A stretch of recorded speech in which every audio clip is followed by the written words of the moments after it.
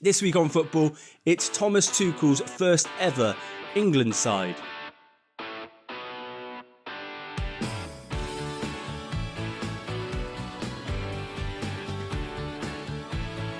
Hello everybody, welcome to This Week on Football. Once again, it is me, Alex. Thank you for joining me. Like the video or don't. Subscribe. And again, or don't, it's your call. I am on TikTok, it's at Alex Goalpost. You can see all of the best bits on there, all of the interactions that I've got with you guys, all of the hurtful comments and mean comments that I get to respond to every week, which is really fun. This week, we will be discussing England's first ever side under Thomas Tuchel. Some strange selections, let's just say that. I'll be talking about everything like that, but also I've got my weekend treble at the end and I've got my team of the week as well to bring you. I am going to go through your day one teams, by the way, for all of those still left in it. That's the Fantasy Premier League day one teams. For the people who have not made any changes all season, well done. There's some updates and there's quite a battle going on at the top. Like I said, first, let's get into that England squad. There's some strange picks, but I actually understand why. So I've kind of had a look and I've listened to Thomas Tuchel in the interviews, leading up the press conferences, leading up to his first couple of games as England manager. Look, he's got 18 months pretty much to get this side ready to win a World Cup. And whereas I might not agree with a German manager being the appointment for England, I like a lot of what I'm seeing. Let's start off with the goalkeepers. Dean Henderson, who's having a decent season at Palace. Let's be honest, he's a good goalkeeper. He's a solid goalkeeper. Is he England's number one? No. Jordan Pickford, however, is. Pickford has been probably England's unsung hero for the entirety of his England career. He has been fantastic. He's never let England down. And more than that, he's been a phenomenal goalkeeper in tournaments. He's been brilliant. He's been a match winner. He's made crucial saves. He's great with the ball at his feet. And he's allowed England to transition into this side that has allowed them to play from the back like all the other big sides across the world. The Spains, the Italys, France, every nation that is serious about winning a World Cup or an international tournament has now got a goalkeeper who can play, who's comfortable from the back. That is probably the biggest reason why Nick Pope does not get a look in these England sides. And Newcastle do really well with him because it's probably a different style of play. They don't need to play like that. But Nick Pope, his omission every single time, it comes down to his ability with the ball at his feet. Unfortunately, he's going to miss out time and time again under this new age of football, these new managers as well. Aaron Ramsdale, on the other hand, is in, despite being probably a worse goalkeeper than Nick Pope, but his ability with the ball at his feet is a lot better. And I think he's allowed to play from the back comfortably under every manager he's been in with. Obviously, Russell Martin brought him into Southampton and it's not going so well for them. He's going to face another relegation. But there's a reason why top managers, top footballing managers in the Premier League still look to Aaron Ramsdale. He's in the England side and I think probably the second choice behind Pickford. And the last one is James Trafford, who's having a fantastic season, let's be honest. Brilliant under this Scott Parker Burnley side. He's been brilliant all season. He's made some crucial saves. And above all, that Burnley defensive record this season is absolutely outrageous. You've got to admit, I know it's in the Championship, but he's a young goalkeeper. He's done phenomenal for Burnley. He's done brilliant for the under-21s in the past and probably deserves a place in this side. Defenders, Dan Burn. Dan Burn has got his call up at the age of 32, finally, and I love it. It was one of those, I'll be honest with you, before the final the other week where he scored and was a crucial part in Newcastle winning their first trophy in 70 years. I did think, is Dan Burn an international footballer? I still have my doubts, but at the biggest moment, he turned up for his side. And I think there's probably no other player in this side that is more buzzing to be in this England squad than Dan Burn. He is a Geordie at heart. He loves playing for Newcastle. But I think what I love about Geordies, particularly Geordies in England sides, is they love their country. They are absolutely over the moon to play for their country. They'll do anything to play for England. And he's said that and he's shown that. And Thomas Tuchel's talked about how buzzing he was to be in this England side. I think well deserved for Dan Burn. Levi Colwill, I think, has been really good for Chelsea. Well deserved. Mark Guehi's probably England's best centre-back at this point. Very well deserved. Reece James is in there after a while out. And I do think if Reece James is fit, Reece James is England's best right back. He's England's best right back from an attacking point of view, a defensive point of view, all round. He's great on the ball. He is a really, really physical fullback, and he's a player that can probably play in multiple positions. You can put him in midfield and feel comfortable. He's great defensively, but like I said, he's really good going forward. He's got great delivery, always makes the right pass. He's got a great mentality. If you can steer clear of those injuries, I think he's absolutely fine and nailed on to be in this England side. We've got a first call-up for Miles Lewis-Skelly. A lot of heat on Miles Lewis-Skelly this season. He's been at kind of the forefront of the Arsenal criticism. Well deserved as well, because he has been putting himself out there, you know, with his celebrations, his red cards and stuff like that. But I actually really like Miles Lewis-Skelly. I think he's got a massive, massive future ahead. And if he can ignore the haters, let's be honest, I'm not one of those people. I'm not one of those really lefty people that kind of goes, yeah, it's all racism. I think it verges on that. And I don't think it's from England fans. I actually think it's from fans across the world who hate Arsenal. But Miles Lewis-Skelly, his England's call-up, I think has been probably one of the most scrutinised call-ups in a long time. When you've got the likes of Jordan Henderson, who we'll get to, has been called up as well. He's the one who's created the most kind of fury over on Twitter and online for the people who are behind their keyboards. I don't like it. Something is definitely up with whatever's happening against these Arsenal players. But when you've got a young lad, a young black lad who has confidence, who has a little bit about him, the media are complicit. The fans on social media are way over the top. There is something about that it stinks. There's something horrible about it. I can't stand it. Same happens with Jude Bellingham as well. Miles Lewis-Skelly, well deserved to call up, and I think he's probably going to be England's first choice left back going into these games. Livramento got a call up, I think well deserved as well. Guys playing left back and right back, shows his versatility. Very, very good player. Ezri Konsa obviously called up from Aston Villa. We've got Jarell Quansah called up. This is one I disagree with. I like Jarell Quansah, and I've watched him for the 21s. I went to the under-21s game last international break and was really, really impressed with him. I think he's a really good player. I think he is a good ball carrier for a centre-half. I do really like that about him. I think he's all-round a very good player, but I don't know if he's ready to be called up. I'd have got no problem, to be honest, with him being called up. I just think there were a couple of players that I would have put ahead of him. We've also got Kyle Walker still in the squad. He's gone to AC Milan and he's doing okay. Milan, on the other hand, aren't, but I think Kyle Walker deserves a call-up personally. The players that I think missed out there, Branthwaite. I'd have put Jarrad Branthwaite in there 100% of the time over Jarell Quansah. I think he deserves it. I know he's had his injury problems, obviously, this season, but he's been back in the side under David Moyes. He's looked really, really solid. He's a very, very good player, and I think he definitely deserved a call-up. Another one who I think has definitely deserved a call-up is Jed Spence. Jed Spence has been playing left-back, he's been playing right-back, he's been playing part of a back three for Tottenham, and I think he's been one of the standout players for Tottenham, considering everything that's going on under Ange at Tottenham. I think he's been really, really good. He's done himself no harm whatsoever. He found it difficult to get into this Tottenham side, but I think he's been fantastic this season. He's a player I trust on the ball. I think at international level, you need players you can trust on the ball under tight situations. He is that player. He's very, very good. He's very athletic, very physical, and he gets forward really well. And I want my fullback to be comfortable on the ball, to be press resistant, and he is that, and I think he deserves a call up 100%.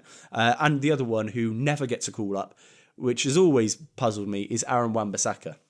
He's a player that I'm actually surprised hasn't switched nationalities yet, because he must be so frustrated. I think he has deserved a call up, and no manager really likes him. There is this massive myth around Aaron Wan-Bissaka that he's terrible on the ball. He's not. He's really good. He's probably one of the best 1v1 defenders in the world, probably in the Premier League, definitely. And I think he deserves it. I really do. I think there's worse players that have got England call-ups, particularly defensively. I think he is well within his rights to be outraged to not to be in this England side. And you think with a new manager coming in, he's probably got a chance. It must be so demoralising to get another snub from another England manager. I think he deserved it. And yeah, fair play to him for sticking at it, because he's a really good player, Aaron Wan-Bissaka, and highly disrespected in my opinion. Midfielders, Jude Bellingham, second best player in the world. Honestly, I think Jude Bellingham is that good. I think Jude Bellingham's another victim of the media trying to... They say these things like he's got great PR. No, he's just a phenomenal footballer, a generational footballer, actually. And people criticise him way too much. I've gone on rants plenty of times about Jude Bellingham and how good he is and how disrespected he is. He's playing at Real Madrid, the largest club arguably in the world. He had an unbelievable season. Like, that debut season, it's historic. The way he came into that side and played up front is... he scored... He was Madrid's top goal scorer. I think he was one of the top goal scorers in La Liga in that first season. He's a number 8. I know he's a number 6, he's number 10, whatever. He can play everywhere. He is one of England's best players, if not the best player, let's be honest. But he comes up in big moments. He's a big match player. And he's had loads of criticism for not turning up or having a stinker and then scoring a late goal. I'm sorry. You turn up, you score a goal for England, it wins you a game. I don't care how well you played. You deserve your plaudits. We've also got Eze. Ebere Eze, I think, is probably very lucky to be in this side. I'm all for players from maybe lower placed clubs getting into these England sides and trying to show that they can play at a higher level. Eze, for me, deserved to be in England squads going back, but I think he's very lucky to be in there, I'll be honest. Jordan Henderson is back in the England squad, and that has puzzled a lot of people. I understand it. I get it. Thomas Tuchel wants experience. He wants what he has quoted as a serial winner in that side, and Jordan Henderson is that. You cannot argue that Jordan Henderson provides experience, but he's obviously great to have in the dressing room. If he wasn't, no manager would have picked him, because in terms of footballing ability, I think he's very good, but there's always been better players. But he's always played. He is a captain. You feel like he's a leader, and I think England need that. Thomas Tuchel has talked about creating a side that has a different mentality, a mentality to go on and win a trophy. Henderson's won trophies. He's won Premier League. He's won the Champions League, captain Liverpool to a Champions League. He's a player that I think England need in that side, so I don't mind that at all. We've got Curtis Jones. I think Curtis Jones is really good, and I think he's had a lot of criticism actually from his own fans, but I don't know if I'd have put him in. I really don't know. I don't know. I would. I'll lean towards I would, because Liverpool are going really well, and I think he's had some really good games. I've watched him quite a few times this season. I think he's been really good. I just feel like there's always something with Curtis Jones that I'm not completely sold on him yet, but I think he's really good. Cole Palmer, obviously, and has now dropped out, been replaced by Morgan Gibbs-White. He's one of those players that I would have said deserved to get into that side with Cole Palmer dropping out. He's come in, and I think well deserved. There was a lot of criticism for Thomas Tuchel for not including Gibbs-White. He's had a really good season. He had a great season last season as well. Declan Rice, a staple of this England side. He is Mr. Consistent. Declan Rice is one of the best midfielders in the world, and if you think otherwise, then you are biased and you hate Arsenal, and that is all. The only reason you would not rate Declan Rice as one of the best midfielders in the world is because you hate Arsenal. That's genuine. He's a brilliant footballer, technically a fantastic footballer, and he is positionally great, physical, an athlete, gets back, can tackle, can put in last-ditch tackles, can get on the end of things in the box on the other end, and he can shoot. He's a player that turns up for big games, and I do like that about Declan Rice. He doesn't mind sitting back, sitting deep, and controlling the play, but he can also go and win you a match as well, and I love that. Morgan Rogers, well-deserved as well, been one of, I think, the best players in the Premier League this season. He is probably England's best ball carrier, him and Jude Bellingham, but Morgan Rogers with the ball at his feet, just give him the ball and watch him run. He's a joy to watch. Aston Villa have a real player in Morgan Rogers, and I think he's a player that now Villa are maybe progressing as more of a Champions League side around the world. People will be taking note of Morgan Rogers and see just how good he is. Players that missed out in midfield, Adam Wharton.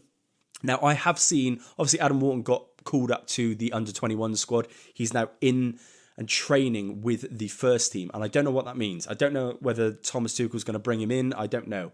But Adam Wharton, I think, is probably unlucky to miss out there. And Angel Gomez, I thought, did really, really well for England when he's been brought in. He's a different player. He's that kind of six that sits, takes the ball on the half turn and progresses play, builds up play for England, and I think we do lack that sometimes. Angel Gomez is very, very capable of doing that, and I think yeah, I think he's a different player. He's not playing for Lille. This is the problem. At Lille, they're not really utilising him, and he's not getting the game time that I think he deserves. I think he's out of contract at the end of the season.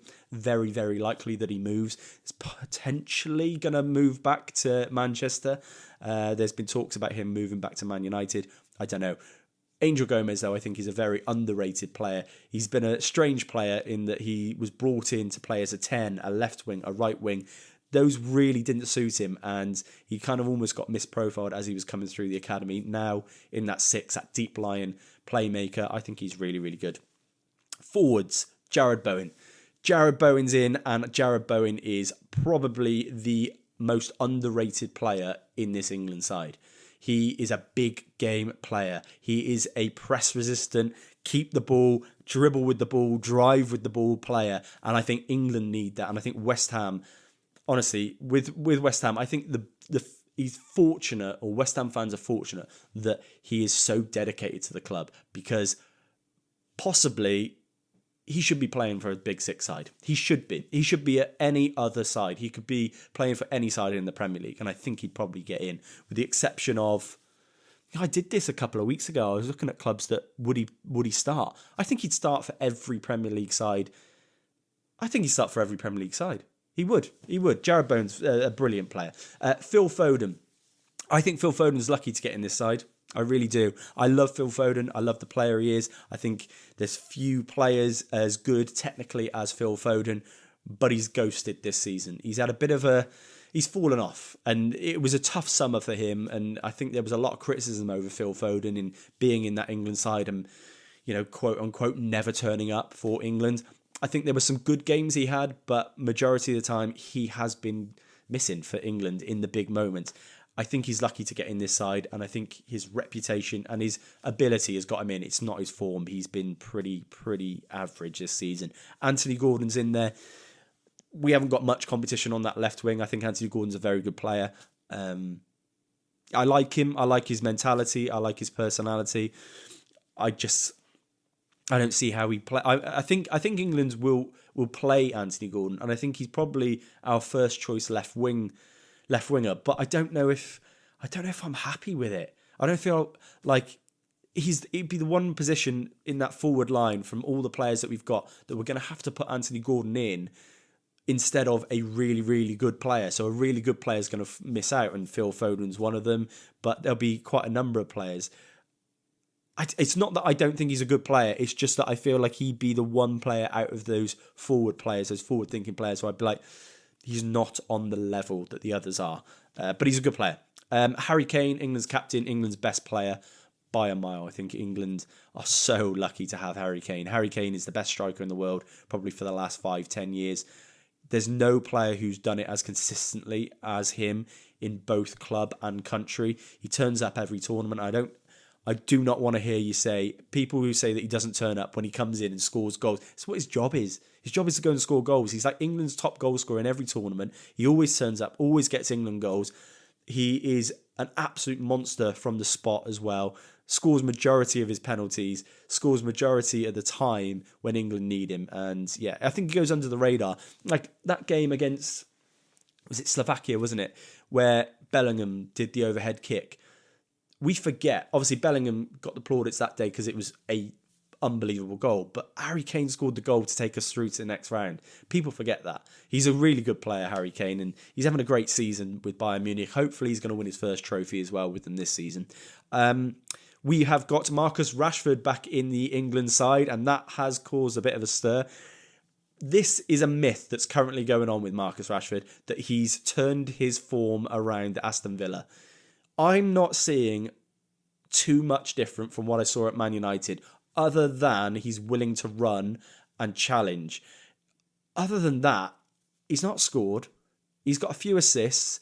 He has looked dangerous at times, but there's still something hanging over Rashford that isn't quite right, that's not got him in this form that we saw probably 2-3 years ago. If you get that out of Rashford, then England have a match winner. You have a player that could win you a tournament in Marcus Rashford. So I fully understand why he's in this England side. Me personally, I'd have taken him last summer to the Euros. I don't think I'd ever see an England side without Rashford in it, because he's a player who's a difference maker, and he's a big game player. And he's a player that I think whoever he plays against, the opposition is then focusing on him. It gives other players a bit of space because they are so worried about Rashford. Every player who plays against him, every player who's played with him, every manager who's managed against him, Thomas Tuchel included in that, has been Rashford's biggest fan. They've talked about Rashford as he's the danger man. We have to keep him quiet. And I think that is massive. Going into a big game, you think those players that you're worried about during the game. We've got Harry Kane, we've got Jude Bellingham, we've got Phil Foden, we've got Bukayo Saka, Jared Bowen. We've got all these players. If you can put Rashford in there, then defences can't sleep. You can't get the fullbacks on the ball because they're too worried about Rashford running in behind. It gives every opposition player a little bit of thought to go, ooh, we got to be careful. We got to be on it. We can't do the things we want to do. We can't push up really high and dominate the ball because Rashford can run in behind. I think that's important. We need a player that can run in behind. And with Man United, he wasn't doing that. With England, he has the possibility to do that. So yeah, don't mind him in there at all. But I think it's a bit of a myth that he's turned his form around. I'm not seeing it personally. And finally, Dominic Solanke's in there for Tottenham.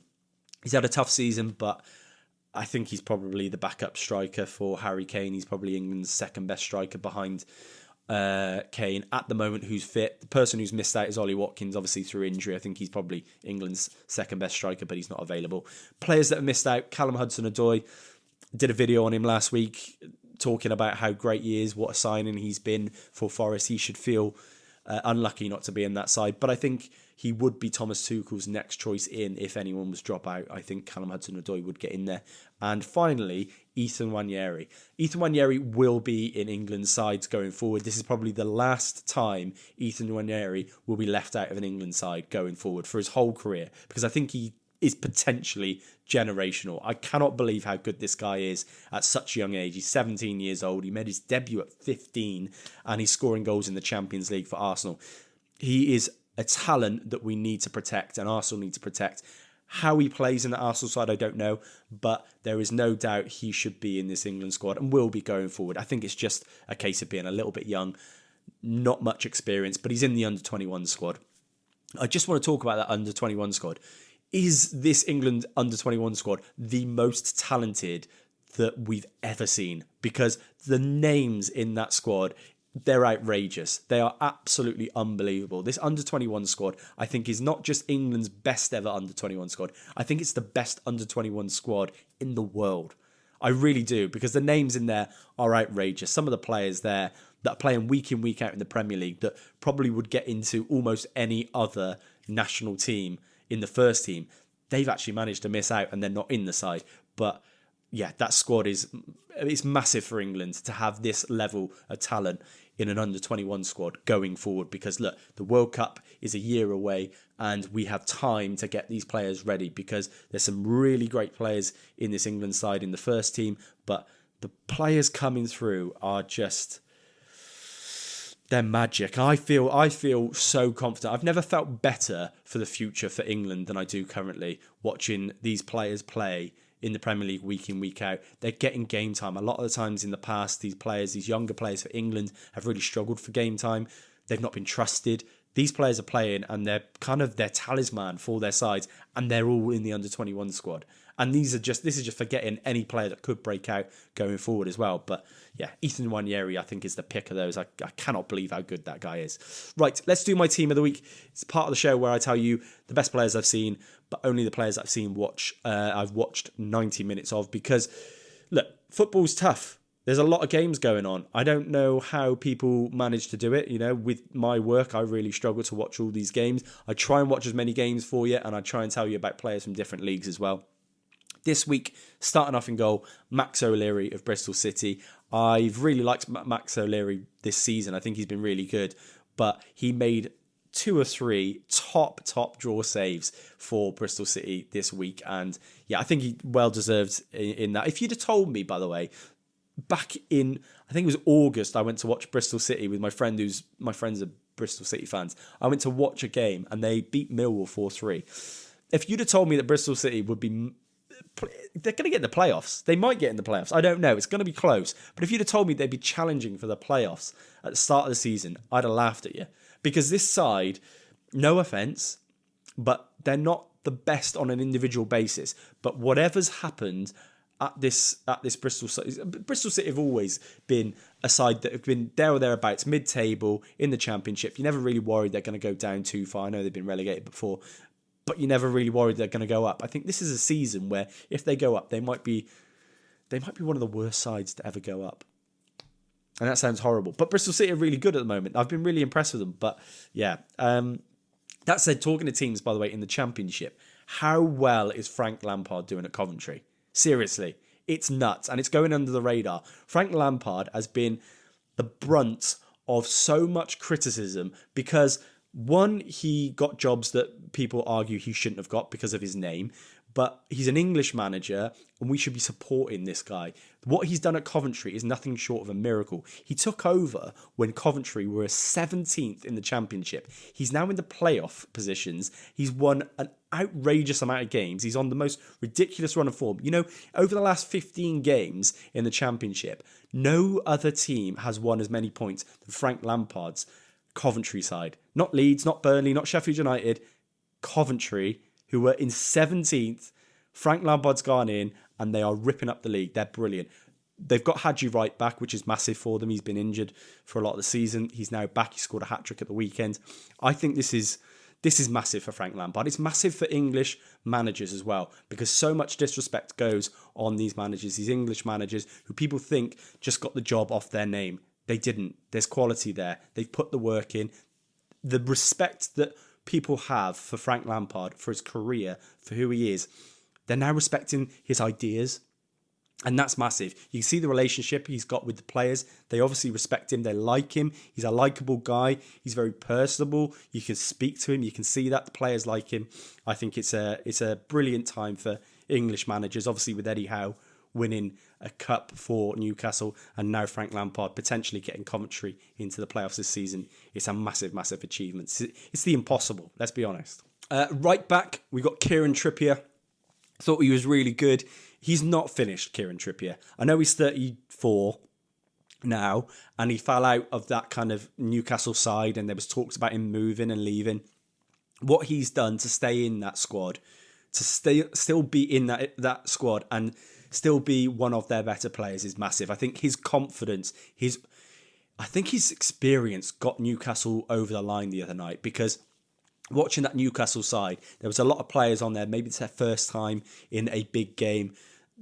A lot of teams would have crumbled, and Liverpool put the pressure on. But I think Newcastle were the better side by a mile. But those last minutes of a game where it's the pressure on that side to get them over the line was massive. I think Trippier's experience gets them through it, and he never lets anyone down. He's a solid pro, and you can tell that, and people respect him. The players around him respect him. He's obviously been a Newcastle captain. He's been an England captain, I believe, as well. He's a really, really good player, very good technical player. And yeah, at 34, he's definitely not finished. I think he's still got a couple of years in him.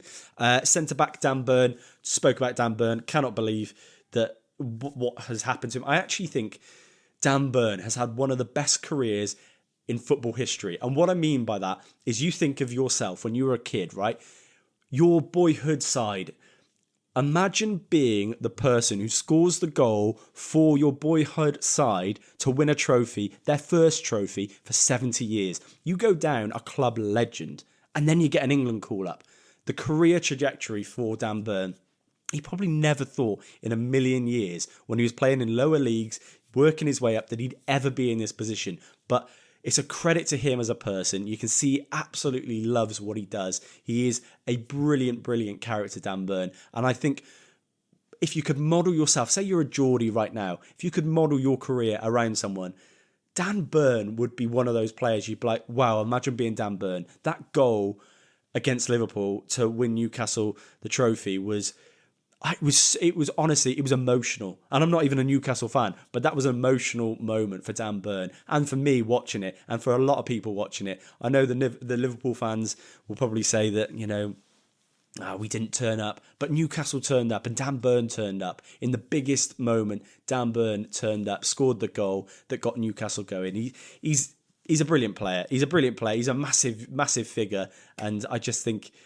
what a career to have that kind of like, you never think you're going to make it fully. And then to be in the position he is at 32, getting his first England call-up. He's going to play for England. And he's just won Newcastle a trophy for the first time in 70 years. It's amazing. What a story. Alongside him, Aiden Heaven. It is such a shame what's happened to Aiden Heaven. The injury looks like it's going to keep him out for the whole season, just as he was building up a bit of momentum. He looked like he was probably going to be Man United's one of the first names on the team sheet. He was that good. I think the couple of games that I saw him play was brilliant. Seen him play for the under-21s. Obviously, the talk about Aiden Heaven was massive, and him leaving Arsenal to come to Man United was massive. But yeah, I think well-deserved getting into that team for Man United, becoming a starter. And obviously, yeah, gutted to see him go off injured. Left back Tino Livramento, spoke about him earlier. Left back playing right back, a right back playing left back. He can play everywhere, and I really, really like him. And yeah, put in a really solid performance. Bear in mind, he's going up against arguably the best player on form in the world against Mo Salah in that final, and he kept him quiet. Mo Salah had 0 shots. He barely touched the ball. It was one of those. It was a world-class performance from everyone in that Newcastle side, but Livramento probably went in there thinking, I've got a game on my hands here, and yeah, he came out smelling of roses. Brilliant. Central midfield, Joel Linton. Joel Linton is probably one of those players where if you're an opposition player going into a game against Joel Linton, you're going, this guy. You would be so demoralised knowing that he's chasing you down. He's physical. He's going to absolutely batter you if you spend a bit too long on the ball. But he's got quality. He's got real quality for a striker. And I've talked about this before. But for a striker who's a flop striker to go and play in midfield and win trophies and get Newcastle into the Champions League, it's absolutely monumental what Joel Linton's done. It is amazing for the Geordies to feel someone, so connected to the club. You can see that with Guimaraes, with Joel Linton. Those players, they love it in Newcastle. And they're part of one of the best midfielders. I think it's the best midfield in the league. Take Rodri out of Man City's side, I think Newcastle have the best midfield in the league.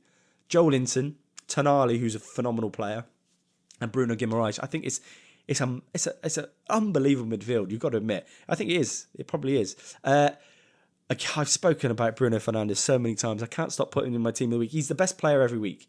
He's the best player every single week for Man United. He's one of the best players in the Premier League. The stats that he's got for his recoveries, his ball recoveries, I think he's like 3rd in the league. And it's not even the position he plays. But then you look at his creative stats, and he's like 2nd behind De Bruyne since he came into the Premier League, or 3rd behind Salah and De Bruyne since he came in the Premier League. The numbers don't make sense. For a player of his stature, he's not a big physical guy, but he gets about the pitch like nobody else. He's on the end of things. He's got such quality. He can find the player. He can score a goal from long range. He can get in behind and score a goal close range. He can do everything. He's Man United's best player, I think, since Sir Alex Ferguson has left, and I think he's going to go down a club legend, and he should do. For anyone who thinks that Bruno Fernandes is overrated, for anyone who thinks that Bruno Fernandes is costing Man United, is not captain material, just by example, the way he plays, I think it's a shame that he's been surrounded by the lack of quality that he has, because Man United should be winning things, and he deserves to be winning things with whatever side he plays for. And he loves the club. I think the fans absolutely love him. From what I see, I know there's so many people on Twitter these days that think the contrary, but I think he's brilliant, and he gets unfair criticism. Finishing off, I watched that Celtic Rangers Old Firm derby, and Nicholas Raskin was the pick of the players. He was brilliant. I've watched him a few times. He's a little terrier, but the way he got up for that goal, if anyone hasn't seen it, it's from a corner. It's like 5-6 minutes into the game. It's a massive game, obviously the Old Firm derby, and he gets up ahead of, I don't know who the centre half was, but he's like, I think Raskin's like 5'8". He's not a big guy, and nods it into the back post, beats Schmeichel, and opens the scoring for Rangers, who ultimately won the game. I thought he was brilliant. He got an assist as well during the game. Yeah, fantastic. Right wing Mark Sykes is having the couple of weeks of his life. He scored the late equaliser against Leeds a couple of weeks ago, then scored a phenomenal goal against Norwich at the weekend. Really, really good. And Mark Sykes, yeah, very good player. I watched him a couple of times last season, and I remember asking my Bristol City mates, they were like talking about players. Obviously, Sam Bell was doing well at the time, but I asked them about Mark Sykes. I thought, yeah, that's a good player, that. And he's not really got the game time. And they were like, yeah, he's good, he's just inconsistent. But when he's on it, you can see he's a real player. Left wing, Julian Alvarez. I think £75 million for Julian Alvarez was an absolute steal. He is a match winner. The best sides in the world, the best sides that win leagues, that win tournaments, have a player who might not be a player that scores 50 goals a season, but a player that turns up in the biggest moments under the most pressure and scores a goal and wins a game. And Julian Alvarez is always that player in a big match who scores a goal. I think the City made a mistake losing him. I understand 75 million quid, probably a difficult price to turn down considering, but Julian Alvarez, I think in this City side, I think they miss him. Definitely think they miss him. Finishing off, a striker who just can't catch a break, Rasmus Højlund. I feel sorry for Rasmus Højlund because I think there is a player in there, but you cannot afford at the top level, at the highest level, you can't afford to be solely a confidence player. You can't afford to be a player who, if it's not going well for you, if you're not feeling right, you don't score a goal for 20 games. That just isn't acceptable at the highest level. He's young and we've got to give him that kind of break, but there are plenty of young players who don't experience that. There's a plenty of strikers who don't experience that. I know he's scored goals and, like I said, he's still young. He's 21 years old. There's plenty more to come from him. But Man United right now just cannot afford a player like that. He showed it in the first season where he couldn't get off the mark. And then he started scoring and then the goals started flowing. He has that break. Comes back this season and it's the same story.